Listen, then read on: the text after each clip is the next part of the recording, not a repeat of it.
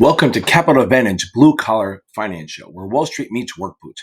I'm Ken Finnan, your 25-year New York Stock Exchange trader turned Series 7 tutor, and I break down the licensing exams and all the weird finance stuff they don't teach you in school. If you're cramming for the SIE or just trying not to sound like an idiot at work, you're in the right place. Check me out on YouTube under Capital Advantage Tutoring and under TikTok at Series 7 Whisper for even more no bullshit help. Let's get after it. Also, I'm trying a new thing. Give me some feedback on this. It's going to be a little different. Let me know what you think. All right, listen up. Future titans of finance and Wall Street whisperers. Whether you're locked in a death match with the SIE exam or just trying to figure out what equities even are. We're in the right place. Yeah, exactly. Because let's be real, finance sometimes feels like a whole other language, right? It really can. So today we're kind of handing you the decoder ring for the equity market. We're diving into, equity security. That's right. We're going to skip the boring textbook stuff for a bit. We'll break down how you can own a piece of a company. Everything from like the plain vanilla common stock. All the way to maybe more exotic things like warrants or those international things, ADRs. So what's the mission today? Simple, really. Equip you with the core knowledge. By the end of this, you'll get the key differences, what makes each one tick, how they fit together. Think of it as your insider's guide. Okay, let's do it. Starting with the big one, the OG, common stock. The plain pizza, you said. What's the basic idea? At its heart, common stock means ownership. Simple as that.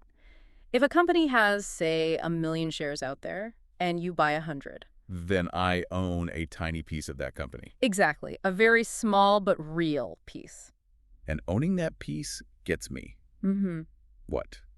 Besides bragging rights, do I get a say in things? You usually do. Generally, 1 share equals 1 vote on the big stuff. Like who sits on the board or if the company's going to merge with someone else. Okay, 1 share, 1 vote. Seems fair. But I hear there are different ways they count those votes. Yeah, there are 2 main ways you need to know. First is statutory voting. Statutory vote. Sounds official. It's pretty straightforward. Let's say there are 5 director spots open. You own 10 shares. Okay. With statutory voting, you get 10 votes for each of those 5 spots. You can't stack them all on one person for 1 spot. Got it.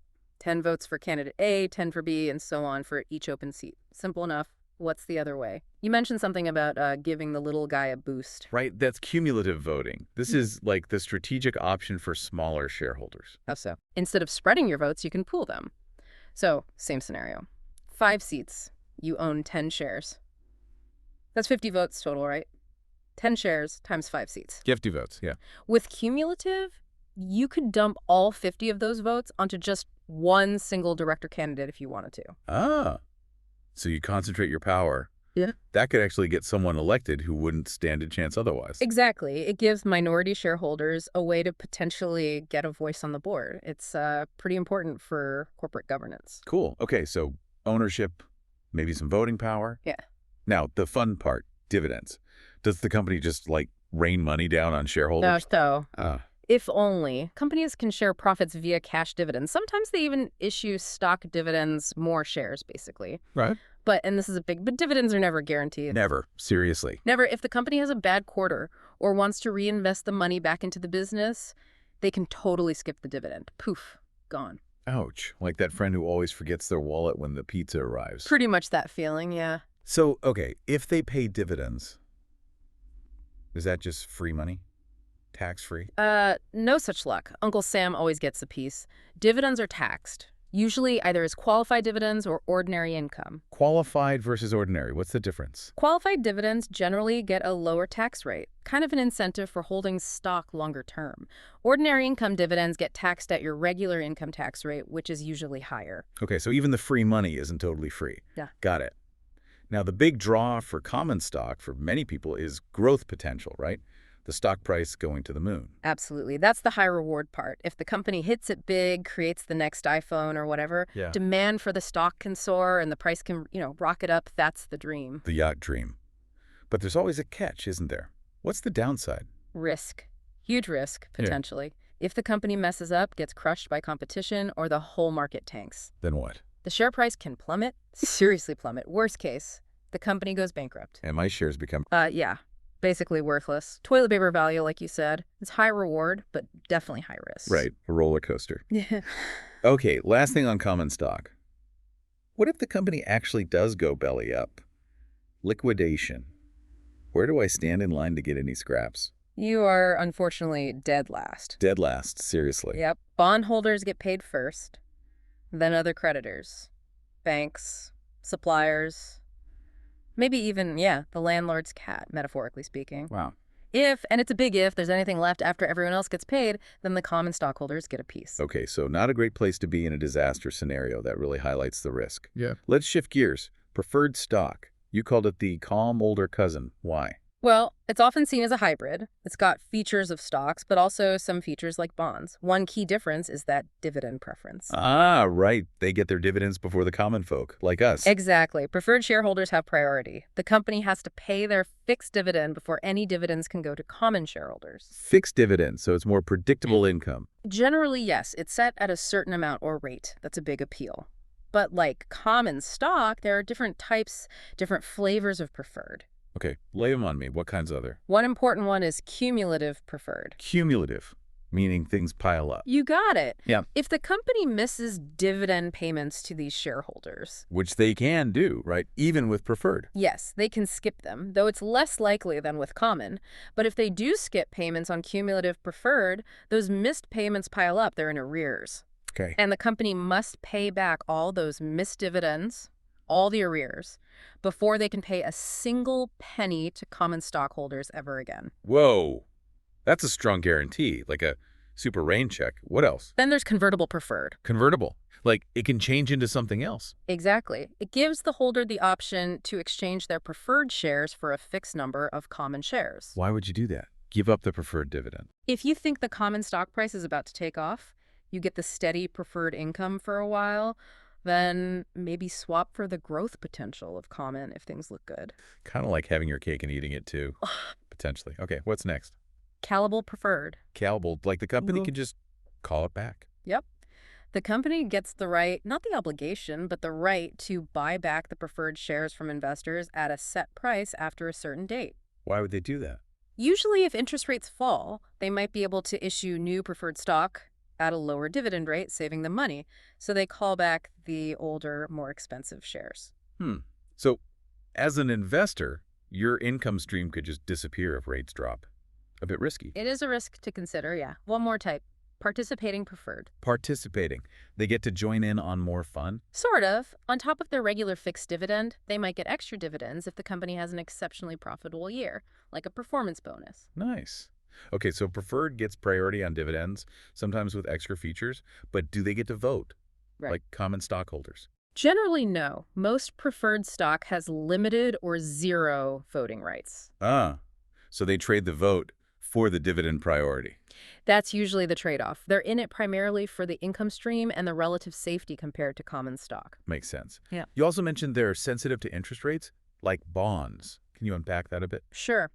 Because they pay a fixed dividend, their market price tends to move inversely to interest rates. Inversely, so if rates go up. If interest rates rise, new bonds and new preferred stocks will likely offer higher yields to attract investors. That makes existing preferred shares, with their lower fixed dividend, less attractive, so their price might fall. And if rates go down? The opposite happens. Existing preferred shares with higher yields look really good compared to new issues, so the price might go up, just like bonds. Got it. Okay, common for growth and voting, preferred for income and priority. Now, rights, subscription rights. Sounds like a flash sale. That's a great way to think about it. They're like a perk for existing shareholders. Hey, thanks for owning our stock. Here's a discount. A discount on what? On buying new shares the company is issuing. Rights give existing shareholders the chance, the right, to buy these new shares, usually below the current market price. Like a pre-sale for insiders. Yeah. But you said flash sale implies they don't last long. Exactly right. They have a very short lifespan, typically just a few weeks, maybe 30, 45 days max. And if you don't use them? They expire. Poof. Worthless. You snooze, you lose. Okay, so quick decision needed. What's the main benefit besides the discount? It helps shareholders avoid dilution. Dilution. That's when the company issues more shares and my slice of the pie gets smaller. Precisely. By using their rights to buy some of the new shares, shareholders can maintain their original percentage ownership, keep their slice the same size. And what if I don't want more shares or don't have the cash? Often you can sell the rights themselves to someone else in the market before they expire, so you can still get some value from them. Okay, short-term discount coupons for existing shareholders. Got it. Now let's talk warrants. You called them long-term lottery tickets? Sounds riskier. They generally are more speculative, yeah. Warrants also give the holder the right to buy stock at a specific price, the exercise or strike price, but over a much longer time period. How long? Years, often, not just weeks like rights. 5, 10 years sometimes. Wow. Why would a company issue something like that? Often as a sweetener, they might attach warrants to bonds or preferred stock they're What's selling. a sweetener like, buy our bond, get this warrant thingy free? Kind of. It makes the bond or preferred stock offering more attractive to investors. It adds potential upside. Hey, maybe our stock will soar in the next few years, and this warrant will be valuable. So it helps them sell the other securities, maybe at a lower interest rate on the bonds, perhaps? That's often the idea, yes. A financial engineering trick. Now, the key difference with warrants, besides the time frame, the exercise price. When the warrant is issued, the price at which you can buy the stock is usually set above the current market price. Wait, above. Why would I want the right to buy stock later for more than it costs now? Because you're betting the stock price will go way up over the long term, way above that exercise price. Ah, the lottery ticket aspect. Exactly. The warrant only has real value if the stock price climbs significantly above the strike price before the warrant expires. If it doesn't, It's worthless, just like rights if you don't use them. right. But with warrants, you have years for that stock price to potentially make its move. High potential reward if it works out, but a very real chance it expires worthless. Okay, so rights, short-term discount, maintain ownership. Warrants, long-term speculative bet, often a sweetener. Clear difference. Now let's go international. ADRs, American Depository Receipts. My passport to foreign stocks. That's the perfect analogy. ADRs make it easy for U.S. investors to buy shares in foreign companies without dealing directly with foreign stock exchanges or currencies. Sounds convenient. How does that magic work? It's pretty clever. A big U.S. bank will go and buy a bunch of shares of, say, a German car company on the German stock exchange. Then the bank holds those shares and issues receipts, the ADRs, here in the U.S. These ADRs represent ownership of those foreign shares, and they trade on U.S. exchanges like the NYSE or NASDAQ in U.S. dollars. So the bank handles all the foreign market stuff. They act as the custodian, essentially. You buy the ADR, get dividends in dollars, sell it in dollars. Much simpler for a U.S. investor. Nice. Yeah. Are there different types of these ADR things? You mentioned sponsored versus unsponsored before. Yeah, quick distinction. Sponsored ADRs mean the foreign company actively worked with the U.S. bank to issue them. They want to be listed here. These usually meet stricter U.S. reporting rules and trade on major exchanges. And unsponsored. That's when a U.S. bank issues them without the foreign company's direct involvement. Maybe the company didn't seek a U.S. listing. These often trade over the counter and might have less information available. Sponsored is generally preferred. Got it. Sponsored company is on board. Now, even though I trade ADRs in dollars, am I still exposed to, like, the euro or the yen wiggling around? Yeah. Currency risk? Oh, absolutely. That's a key risk.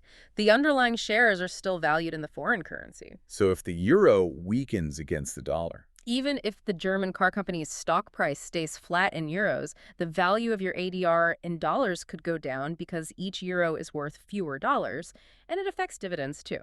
okay, so I need to watch the company and the exchange rate. What about taxes? Do I pay taxes in Germany and the U.S.? The dividends might be subject to foreign taxes, yes. But the good news is you can usually claim a foreign tax credit on your U.S. tax return. To avoid getting taxed twice on the same income. Yeah, exactly. It offsets the foreign tax paid, but it's something you definitely need to be aware of come tax time. All right. Wow. Common, preferred, rights, warrants, ADRs. That was a whirlwind tour. My head's spinning, but like in a good way. Can we boil this down? A quick cheat sheet for everyone listening. Let's do it. Key distinctions. Common versus preferred. Common. Growth potential, voting rights, but last in line, dividends not guaranteed. Preferred. Dividend priority, fixed income focus, usually no vote, sensitive to interest rates. Perfect. Rights versus warrants. Rights. Short term, discount price, anti-dilution for existing shareholders. Warrants. Long term, exercise price usually above market initially, speculative bet, often a sweetener. You got it. And ADRs. Easy U.S. access to foreign stocks, trade in dollars, but watch out for currency risk and foreign taxes. Nailed it. That's the core framework. Fantastic. So for everyone tuning in, you should now have a way better handle on these key types of equity. You're practically bilingual fluent in finance speak. Yeah, whether you're hitting the books for the SIE or just trying to understand the market buzz, this stuff is fundamental. Knowing these differences helps you understand risk, potential reward, make smarter choices. Totally. And hey, next time you hear about a company issuing stock or see news about, I don't know, a tech giant's ADRs, Think about which type of security it is. Why might they be issuing that specific kind? How does it fit different goals or risk levels? yeah, keep an eye out. You'll see these concepts everywhere. Now you know what to look for. Thanks for diving deep with us today. My pleasure. Go forth and understand equities.